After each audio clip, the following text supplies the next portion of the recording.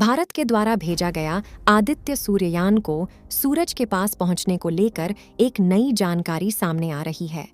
Aditya L1 लगातार आई मुसीबत का सामना करके अपनी मंजिल तक पहुंच रहा है। साथ ही वीडियो और फोटो के साथ इसरो के वैज्ञानिकों तक नई नई जानकारियां भेज रहा है, जिसे देखकर इसरो के वैज्ञानिकों के भी होश उड़ गए हैं। दोस्तों, आज की इस वीडियो में हम आदित्य L1 को लेकर एक नया शॉकिंग अपडेट आपको सुनाने वाले हैं और साथ में ये भी बताने वाले हैं कि आदित्य L1 इसरो के वैज्ञानिक को तक कौन सी जानकारियां भेजना शुरू कर दिया है। इसलिए सही और सटीक जानकारी पाने के लिए वीडियो के अंत तक अवश्य बने रहे।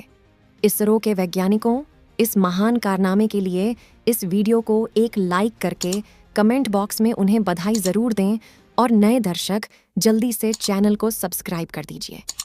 दोस्तों, 2 सितंबर भारत के इतिहास के सबसे ऐतिहासिक दिनों में से एक है, क्योंकि इसी दिन चांद पर प्रज्ञान रोवर 150 मीटर का सफ़र तय करके झंडे गाड़ दिए थे। वहीं धरती पर बैठे इसरो के वैज्ञानिकों ने अपने आज तक के सबसे बड़े स्पेस मिशन आदित्य L1 को लॉन्च कर दिया था, जिसे इसरो के बाहुबली रॉकेट PSLV ने अंतरिक्ष में ले जाकर पृथ्वी की 400 किलोमीटर के ऑर्बिट में छोड़ दिया था। और अब आगे का सफ़र आदित्य सूर्ययान को अपने बलबूते पर करना था। और यह सफ़र कोई 2022 दिन का नहीं, बल्कि पूरे 109 दिन और करीब 80 लाख किलोमीटर का था। इसलिए पूरी दुनिया की नज़र आदित्य L1 पर टिकी हुई थी, क्योंकि इससे पहले इस रोज़ सिर्फ एक बार मंगलयान मिशन के दौरान ही अपने यान को पृथ्वी से इतना दूर भेज पाया है। जिसके बाद यह बड़ी खुशखबरी मिली कि 30 सितंबर के दिन इसरो के वैज्ञानिकों ने कमांड सेंटर में बैठकर एक बटन दबाया, जिससे आदित्य ने अपने इंजन चालू करके 40,000 किलोमीटर की तेज़ रफ्तार से पृथ्वी की गोलाई वाली कक्षा छोड़ दी और 1 पॉइंट पर जाने के लंबे गैलेक्टिक हाईवे को पकड़ लिया। लेकिन वह कहते हैं ना कि ब्रह्मांड पर हमारा बिल्कुल भी कंट्रोल नहीं है और वहाँ अचानक से मुसीबतें अंतरिक्ष यान के दरवाजे पर दस्तक दे देती है। ऐसा ही कुछ हुआ आदित्य L1 के साथ। जी हाँ, अपनी राह में आगे बढ़ते हुए अचानक से भारत का सूर्ययान अपनी राह से भटक गया था और दूसरी तरफ निकल पड़ा था, जिससे इसरो की हेड ऑफिस में भगदड़ मच गई थी। क्योंकि अगर कोई भी स्पेसक्राफ्ट अपनी राह में 1 डिग्री भी इधर उधर निकल जाए तो हज़ारों किलोमीटर की रफ्तार पर चलते हुए वह अपनी तय की गई मंजिल से काफ़ी दूर निकल जाता है और फ्यूल की कमी होने की वजह से उसे इतनी दूर से वापस नहीं लाया जा सकता, जिससे पूरा मिशन फेल हो जाता है।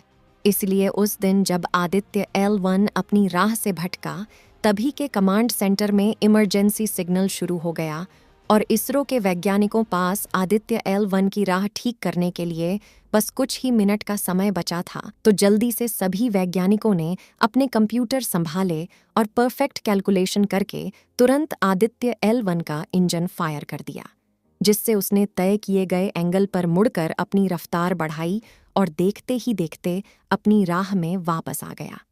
इस बात की जानकारी देते हुए इसरो ने अपने ट्वीट में कहा कि 6 अक्टूबर के दिन हमने ट्रेन करेक्शन की है, यानी कि TCAIM परफॉर्म किया था, जिसके लिए आदित्य के इंजन को 16 सेकंड के लिए फायर किया गया था। उन्होंने आगे बताया कि ट्रांसलेट ग्रेन्स पॉइंट इंस्टॉलेशन प्रक्रिया के बाद प्रोजेक्ट री को गिनकर उसे कनेक्ट करना अनिवार्य था, क्योंकि ट्रांसजेंडर कनेक्शन मैनुअल से यह सुनिश्चित होता है कि स्पेसक्राफ्ट अपने सफ़र में सही तरह से आगे बढ़ेगा और पॉइंट 1 के पास वाली हेलो ऑन ऑर्बिट में सही से एंट्री ले लेगा। इस वक्त आदित्य L1 सही सलामत आगे बढ़ रहा है।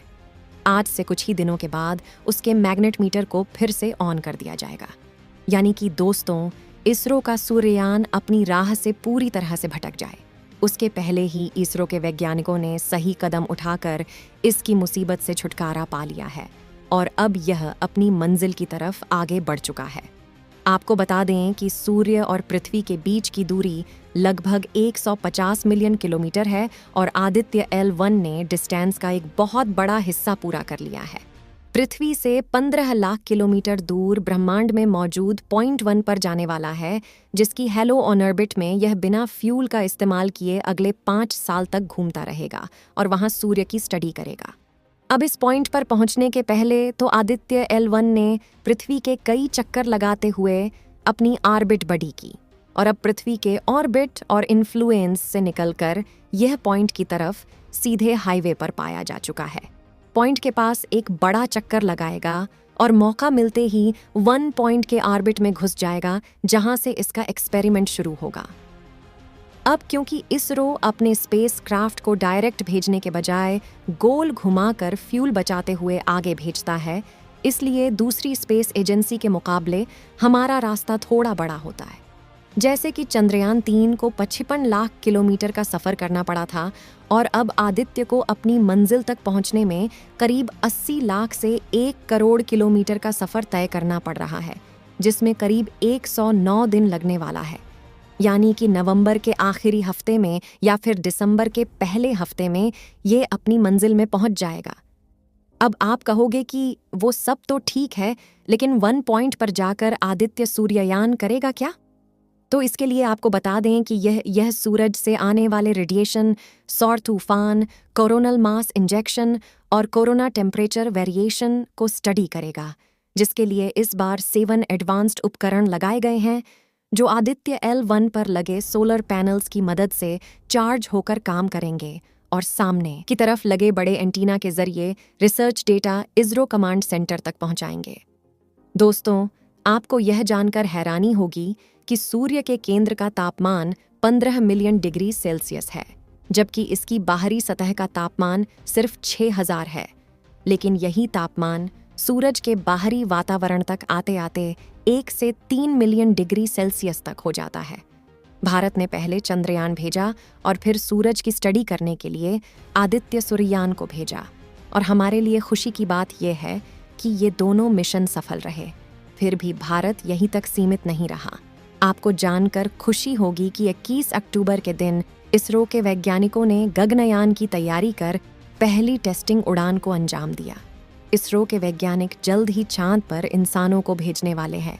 और दूसरी सबसे बड़ी बात यह है कि भारत का पहला ऐसा मिशन है जिसमें चांद पर इंसानों को भेजा जाएगा।